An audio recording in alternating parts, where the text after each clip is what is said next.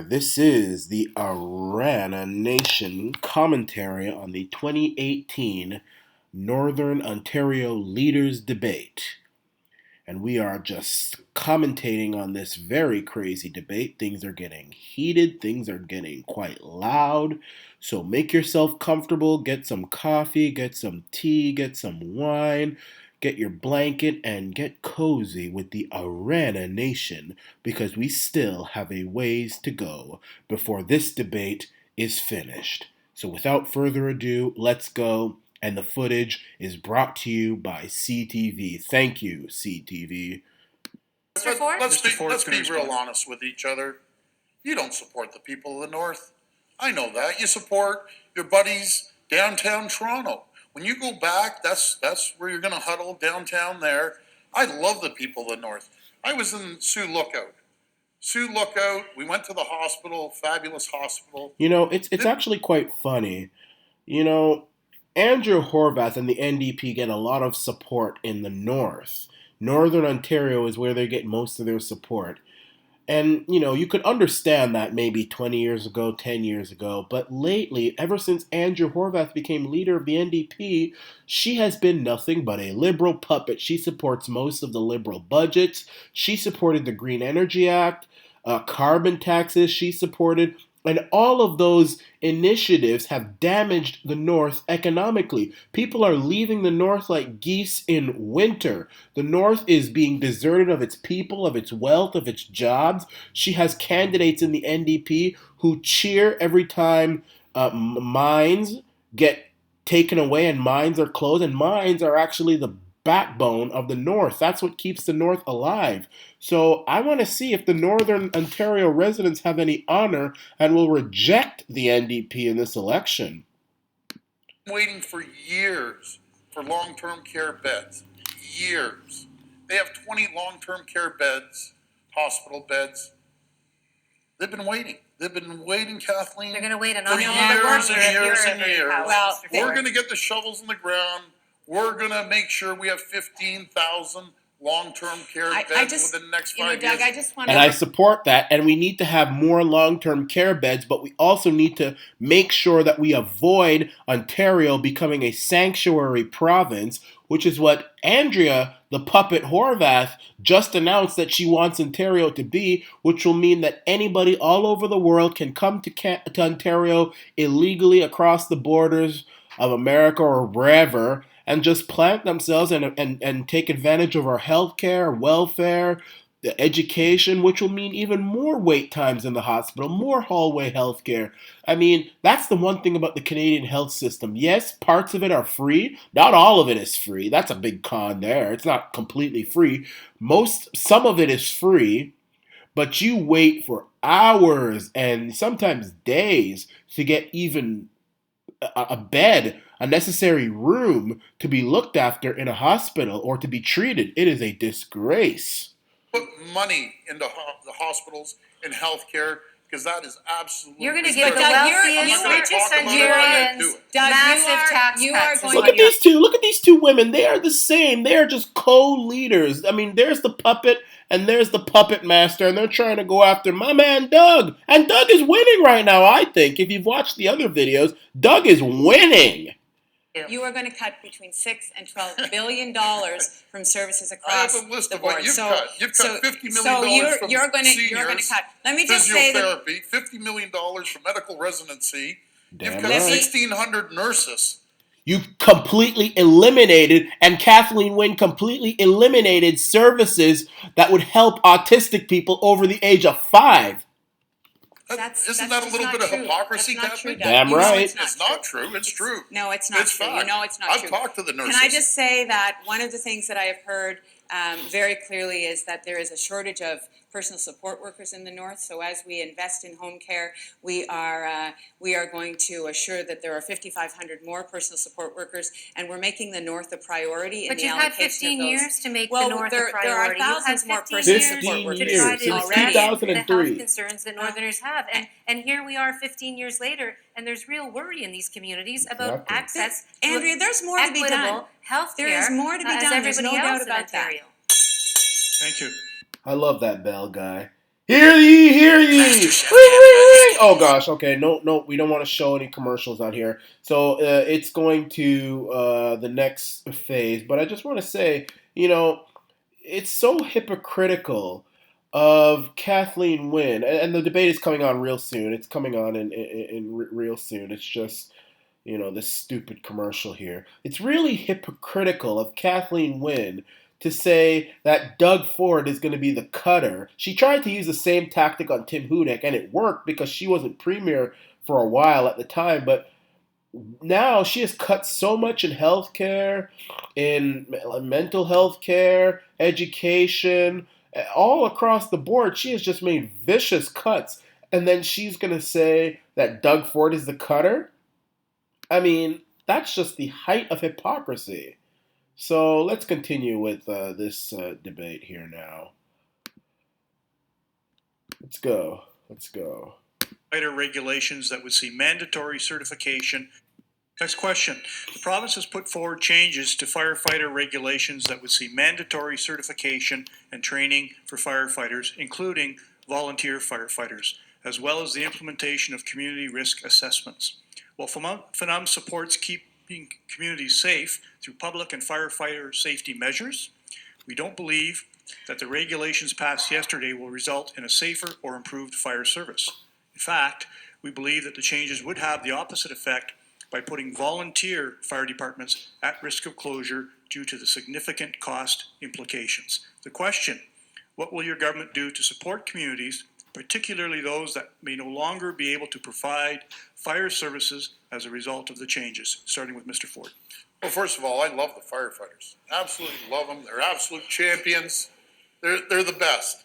He And loves I'll tell you, everybody, my man. friends, He loves we're everybody. going to make sure they have the proper resources any town. And by the way, like this video if you are a firefighter. We love you too. We love the firefighters.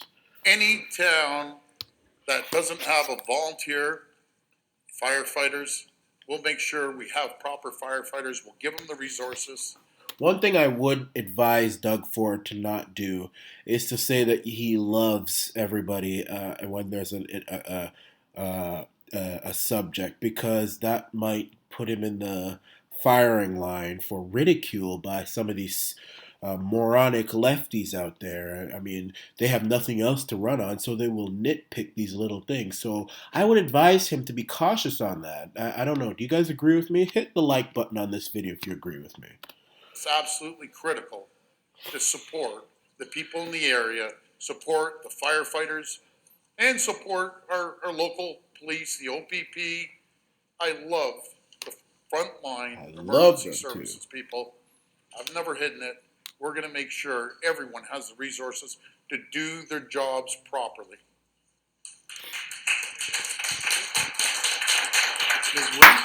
Yes, and I had an opportunity to speak to this issue at NOMA last week, and the reality is that these regulations are about safety, as you said, Al. They're about making sure that there's a standardization of safety across the province. But I also said at NOMA last week that we have recognized that the cost will be prohibitive for particularly the training, and we have said that the province will cover those costs for municipalities. I want to just put that in the context of something that you asked about earlier, Alan. That is the sharing of costs between what is the with province her hands? and, What is she, a boxer or something? municipalities. Dang. You all know that over the last She has her fists few out. years, we have been in the Look at those process hand of gestures. I taking respect costs that. that were actually You know, down. I actually talk with my hands as well. So I mean, I it's just a thing I do. It brings out more expression. So I respect that. I mean, I respect. Hit the like button if you speak with your hands, like Kathleen Wynne. By the previous Conservative government onto municipalities, we've been lifting those costs off Dude, as a look at those province hand gestures, onto man. the provincial tax base. And I think that this is a good example of what's the next conversation, what's the next piece that Do we the need to talk boxer about thing in again, terms of Kathleen. what other costs should be held at the provincial level. So that Dang, look at her. uploading, Yeah, the boxer! conversation is Woo! called it, I think, is it's ready for the next phase, but there are billions of dollars of costs that have been taken off municipalities because we recognized that that relationship between the province and municipalities had been so damaged by the previous government that it needed to be repaired, and we needed to take love those the costs boxer. on. To come back to the firefighters, this is about safety. We are going to cover the costs. We recognize that that is what needs to happen, and it will she's doing continue the to be part boxer of that again. larger conversation about how we share those responsibilities. Thank you. Sorbath? Thanks, Al. There's no doubt that the training requirements that are being changed need to be addressed financially by the province. In other words, should New Democrats form government, we will absolutely be a partner with you, not only in the training requirements, but also in making sure that you have the resources that you need for the planning as well that needs to be done. You won't be able to do anything because you want Ontario to be a sanctuary province. You're going to be allowing people to just come into the province illegally, no consequences, and they're going to take advantage of our healthcare and all sorts of stuff. And then, you're also wanting to bring in more benefits in the health industry and education while on top of being a sanctuary province. So we're going to have such a high debt that you're not going to be able to do anything with what you're talking about. All your promises can go in the garbage because you're going to be spending more of our tax dollars paying down the interest on our high over the top debt than on any services. You're going to grow the debt to such a high rate. It's already the largest sub-sovereign debt in the world. You're just going to grow it to Greek levels, and we're going to be spending more money on paying the debt, on the interest, paying the interest. So that's just what's going to happen with NDP and probably Liberal. Well, it's already happened with Liberal. This is one of those things that happens all too often, is plans are made with a Southern lens by the government, by Kathleen Wynne and the Liberals, and then you have to jump up and say, she's well, doing the hold on, boxer as well. it's going to impact Woo, us. I And love then as that an move. afterthought, I love those hand something gestures. gets changed to try to address it. She did the boxer. The reality is we need to I have respect that. a northern committee that's always looking at decisions that are being made at Queen's Park with that northern lens. It's something that we've proposed some time ago. I have a number of northern MPPs that sit at my caucus table, so I have a built-in northern lens. We need to make sure that we're paying attention to these kinds of changes that occur that will impact These northern hand communities gestures. differently. It happens all the time. It leads to a great deal of frustration. And we can prevent that by making sure that we're thinking in advance what any government decision is going to do in terms of impacts on northern communities when it's implemented. That's a commitment that I've made many times in the past, and I'll continue to make, because I understand that things are different in Northern Ontario, and whether it's the price of gas, which we're going to be regulating, or whether it's making sure your winter road maintenance is up to snuff with the way it should be. These are things that impact your families and your communities day in and day out. And New Democrat. I don't know. What do you guys think about price regulations? Personally, I don't think that they work.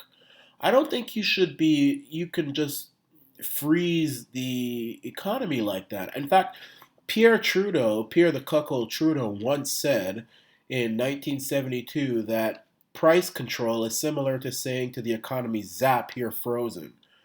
I mean, that's one. You can't zap and freeze the economy like that. I don't know. What do you guys think? I mean, I could be wrong. Hit the like button if you agree with me. And if you don't agree with me, well, then just keep watching.